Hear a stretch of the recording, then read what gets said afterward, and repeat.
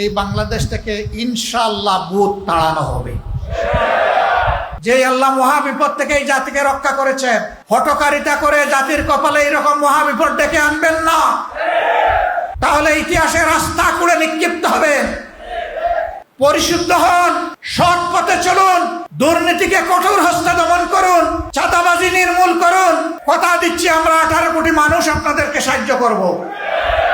কিন্তু জনগণের আকাঙ্ক্ষার বিপরীতে চললে এ দেশের জনগণ এবং আমরা কাউকে ছেড়ে দিয়ে কথা বলবো না।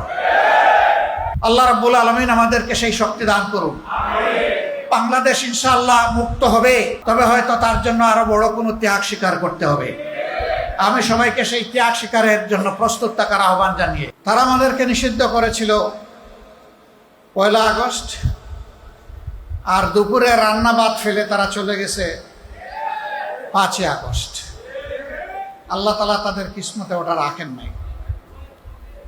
তারা ধারণা করেছিল অতীতের মতো 15.5 বছর যেভাবে মানুষের উপর অত্যাচার নির্যাতন করেছে, এই যাত্রায় তারা ফেসিবাদী কায়দায় সেই আন্দোলন দমন করে দেবে। কিন্তু আল্লাহ তাআলা সমস্ত কুওয়াতের মালিক, শক্তির মালিক, আসমানের ফয়সালা যখন কারো ব্যাপারে জমিনে নেমে আসে, এইটা প্রতিরোধ করার ক্ষমতা কারোই থাকে না।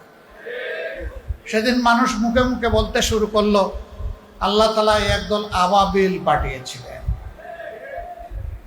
আবাবিলের কঙ্করের কাছে হস্তি বাহিনী অসহায় ছিল। আব্রাহা, সেই হস্তি বাহিনী টিকে নাই, টুকরা টুকরা হয়ে গিয়েছে। ঠিক 5 আগস্টের অবস্থাটা এমনই হয়েছে।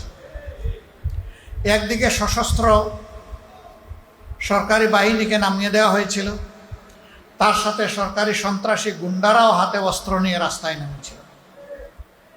আর আরেকদিকে নিরস্ত্র কিছু মানুষ বুকে ঈমান আর মুখে দেশপ্রেমের স্লোগান নিয়ে তারা নেমেছিল। এই ঈমান এবং স্লোগানকেই আল্লাহ বিজয়ী করেছে। আল্লাহ তাআলা কালামে হাকিমে বলেছেন, কাম মিন ফিয়াতিন কালিলাতিন গালাবাত ফিয়াতান কাসীরাতান বিইজনিল্লাহ। দুনিয়ার শক্তি, সামর্থ্য আর বিশাল বাহিনী অসহায়। যখন আল্লাহর ফয়সালা হয়ে যায়, তখন ক্ষুদ্র বাহিনীকেও আল্লাহ বিশাল বাহিনীর উপর বিজয় দিয়ে দেন। এটি দুনিয়ায় একবার হয় নাই, বারবার হয়েছে। কিন্তু দুর্ভাগ্য, যারা দুরাচার, যারা স্বৈরাচার, এর থেকে তারা শিক্ষা নেয় না। এটা তাদের কপালে জুটে না। এই আন্দোলনে সবচেয়ে বেশি কুরবানি দিয়েছে শ্রমিক সমাজ। যে 1400 শহীদ হয়েছে বলে জাতিসংঘ বলেছে, তার মধ্যে যদি পেশা বিবেচনা হিসাব করা যায়, শ্রমিকদের সংখ্যা সবচেয়ে বেশি। তারপরে হচ্ছে ছাত্রদের সংখ্যা, এরপরে সাধারণ জনগণের সংখ্যা। সুতরাং যুগে যুগে শ্রমিকরা অন্যায় অসত্যের বিরুদ্ধে রক্ত দিয়েছে, জীবন দিয়েছে। 24-এও তারা একই কাজ করেছে। এই শ্রমিকরা, তারা তো কোটার জন্য আন্দোলন করে নাই, তারা করেছিল বৈষম্যের বিরোধী আন্দোলন। তারা চেয়েছিল সম্মানজনকভাবে দুমুঠো ভাতকে সম্মানের সাথে পরিবার পরিজন নিয়ে বেঁচে থাকার গ্যারান্টি। কিন্তু এখন আমরা কি দেখছি? এই যে একটু আগে বিশেষ অতিথি বলে গেলেন, জাতীয় সংসদে বিরোধী দলীয় হুইপ জনাব রফিকুল ইসলাম খান সাহেব, যে এই বিভাগের মন্ত্রণালয়ের যিনি দায়িত্বে, তিনি গদিতে বসেই বলে দিলেন, যদি সমঝোতার ভিত্তিতে কিছু নেওয়া হয় তাইলে এটাকে ছাদা বলা যাবে। ওনার এলাকায় ছাদা বন্ধ হয়েছে। আমি জানি না একেবারে তৃণমূলের সব কিছুতে চাঁদা বন্ধ হয়েছে কিনা। চাঁদা বন্ধ করবে না বলে ইতিমধ্যে তারা ঘোষণা দিয়েছে।